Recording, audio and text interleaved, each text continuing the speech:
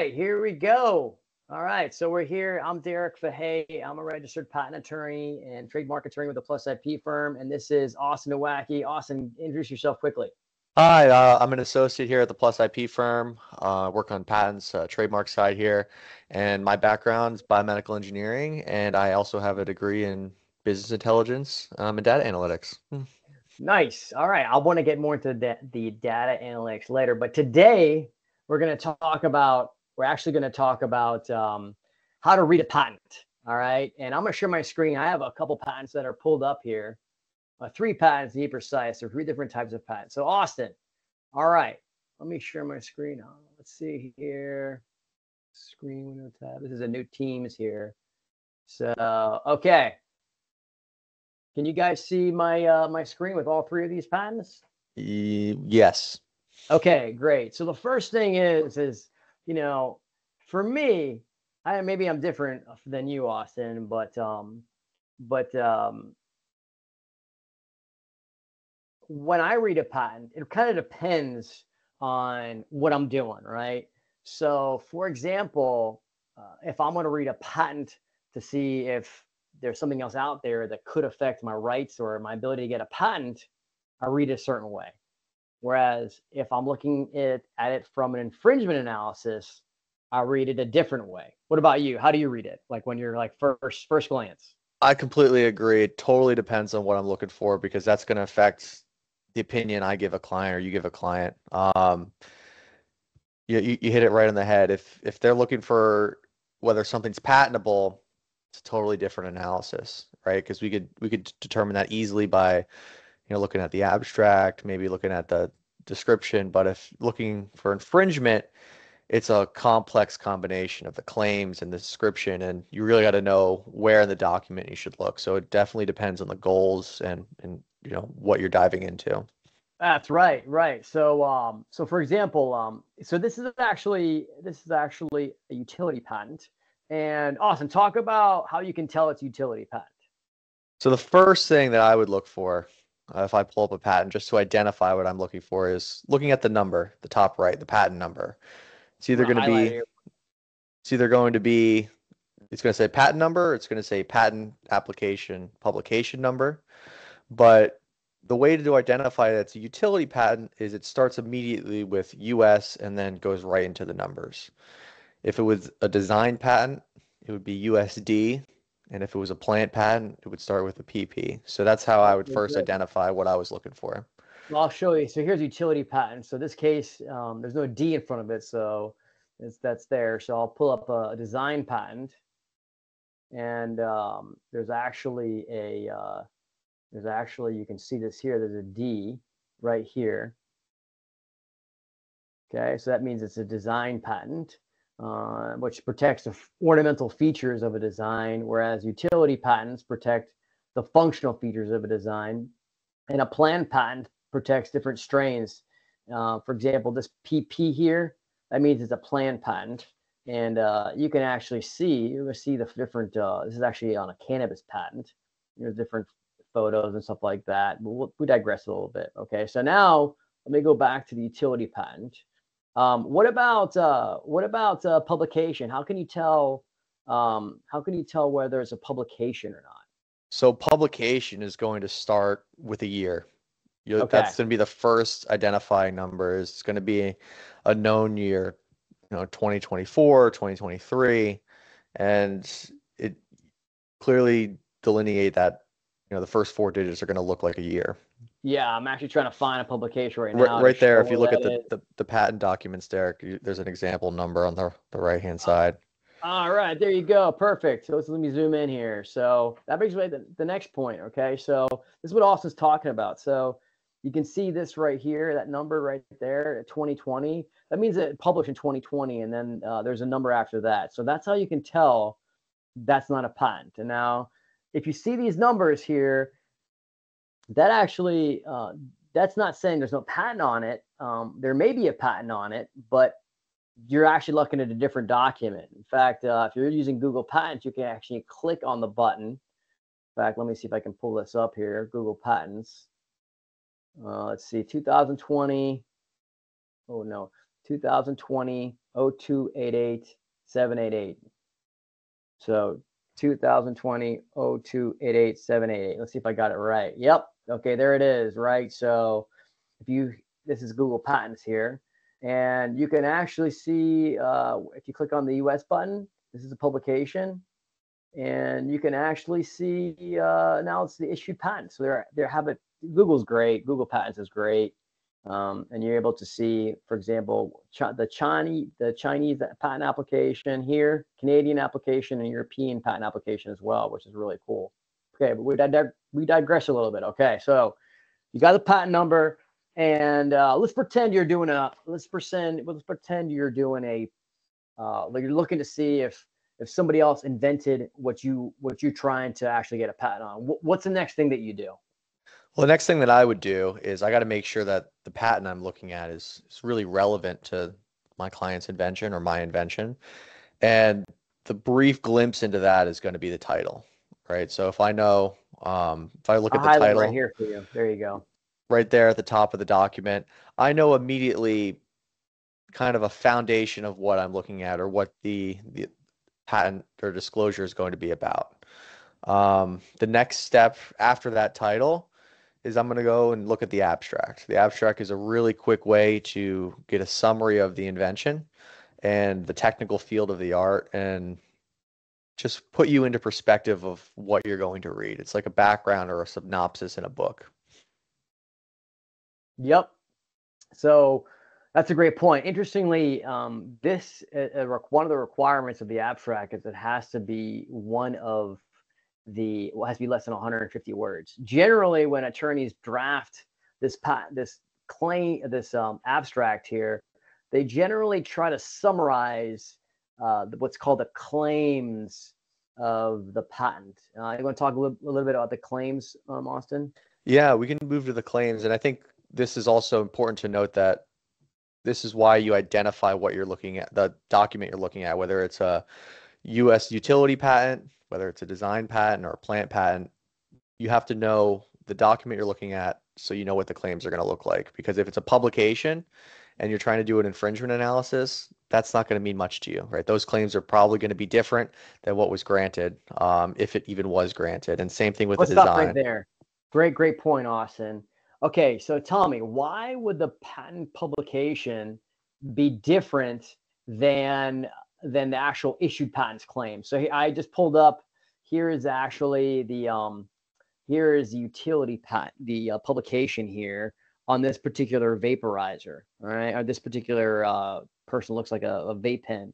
Why would these claims be different than the utility patents claims here? And you know what? Just for a second here, let's talk about what the claims are and like why they're important in an application.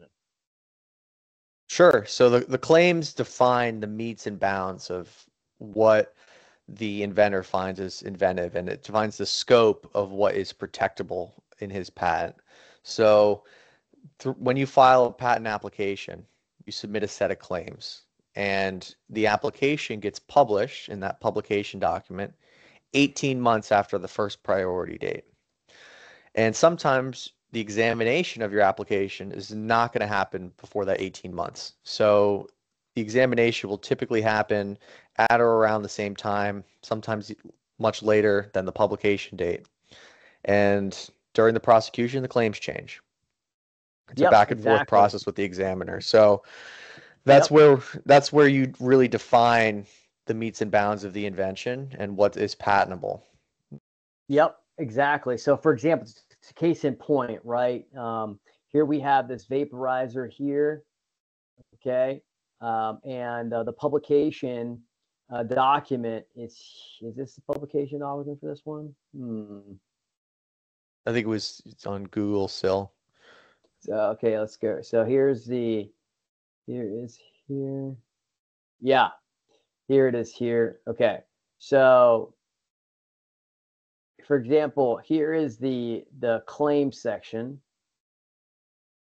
Flare, Flare, perfect. So here is the publication section, and this is before they actually get the issued patent, right? And the claim section, by the way, is on the bottom of a patent application. It's kind of like in the U.S., it's kind of totally backwards. It should be the most important part of it. But in the claims, what its claims is, it's the most important part of the patent and defines what the invention is and the scope of the intellectual property. It's at the end of the document.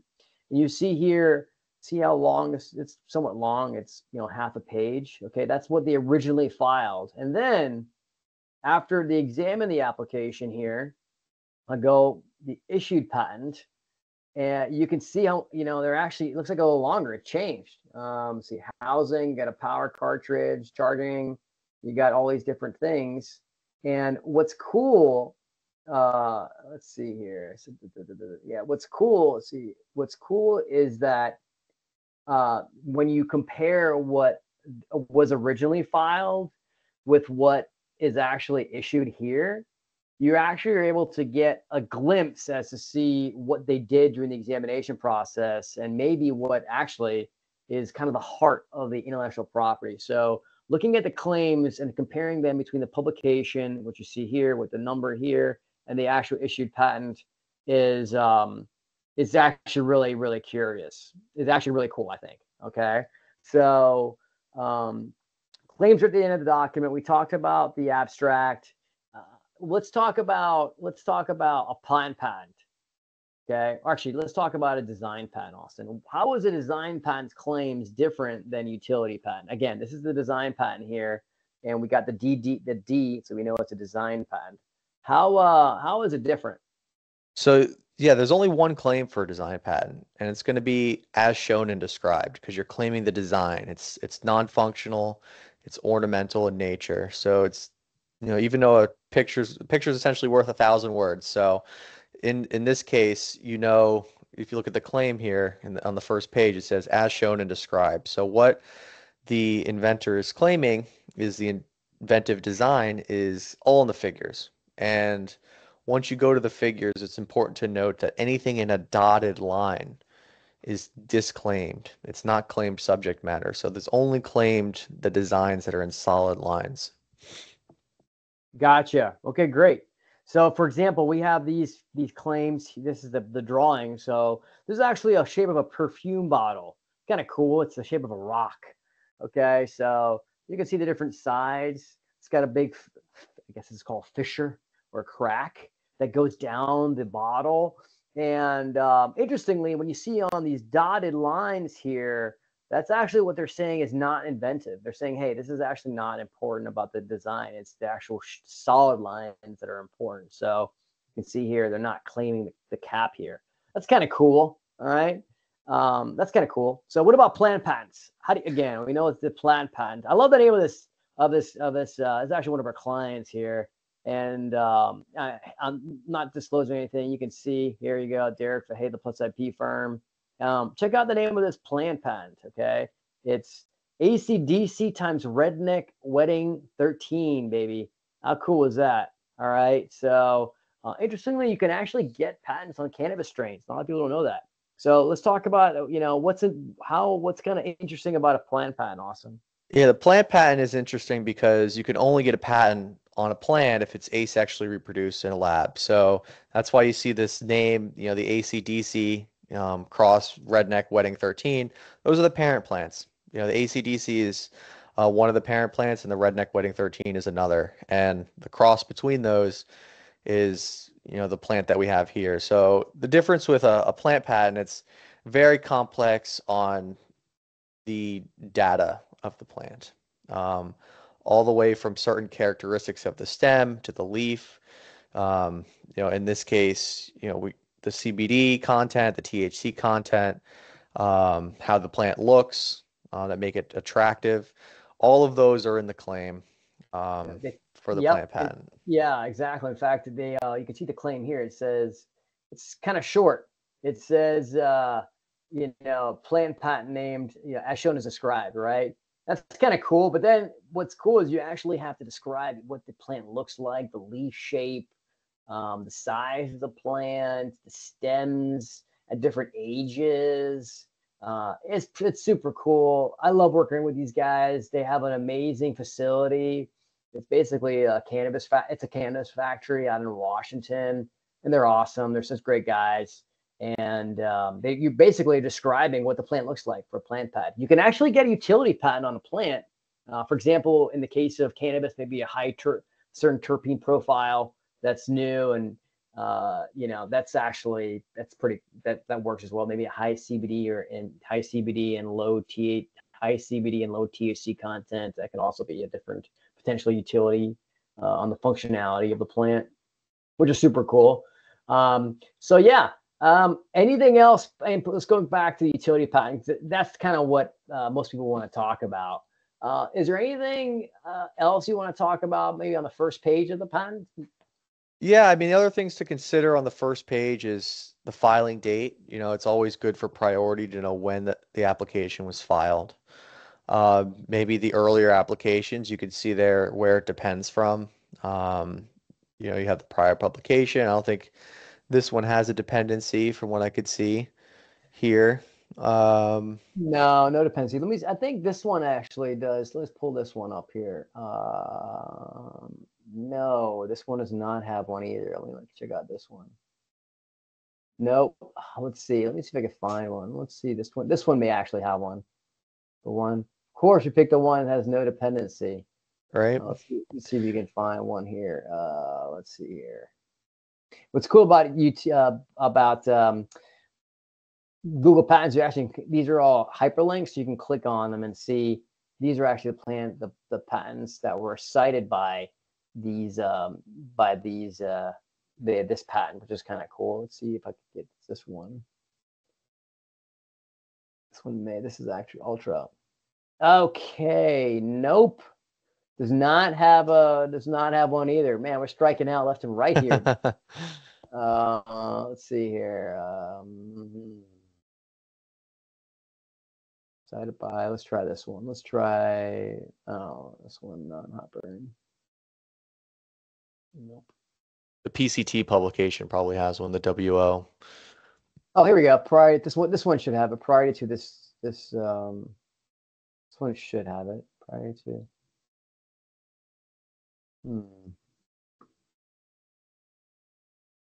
Nope. Okay, we have to kind of move on here. Let's see here. Jesus, if you're watching this, cut this out. Let's see here. Patent citations.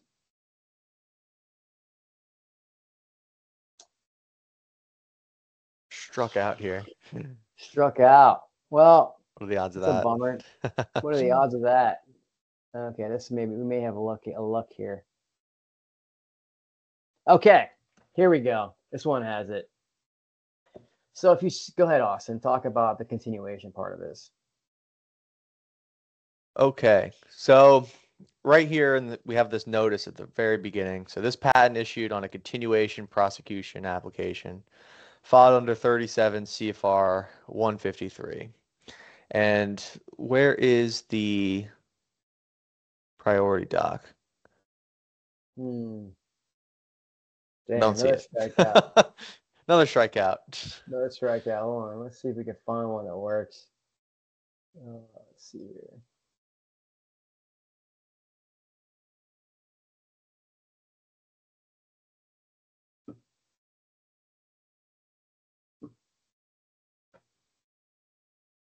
That's an old one. That's an old one. Just search E2 IP holding and probably pull up E2 complies.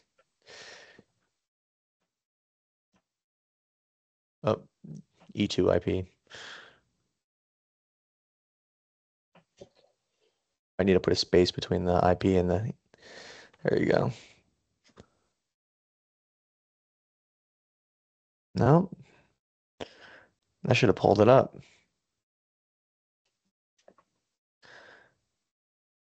It's definitely E2. Okay.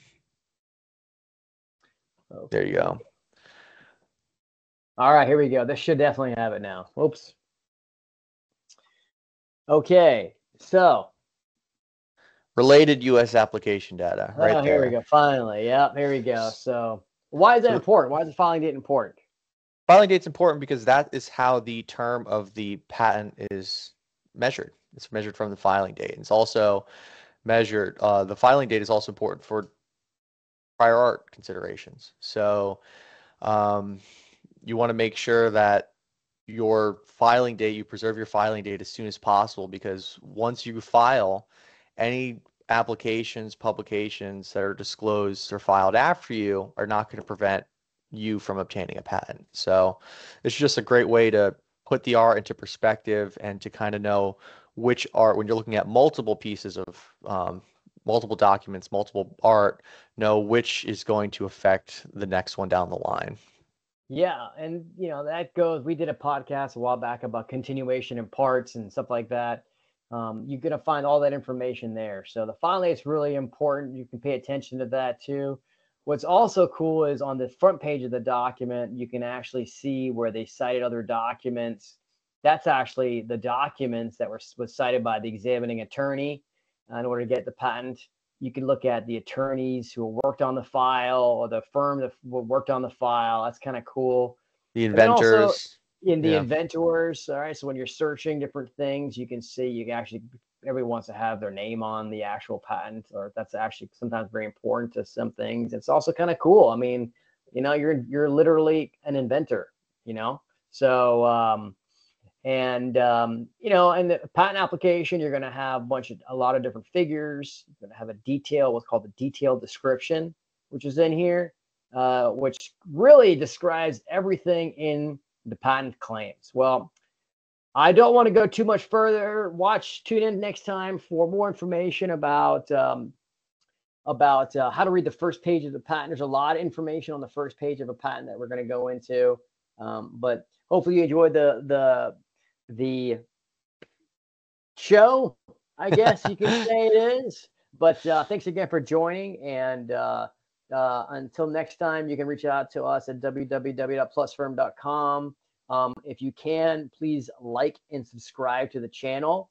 And if you have any questions, just give us a call. Find us online or Instagram. My Instagram handle is Derek Fahey, PA. Austin's, if you want to share, feel free. If not, all good. All good. All good. All good. All right. Sounds good, everybody. Have a great time. And thanks for watching. See ya.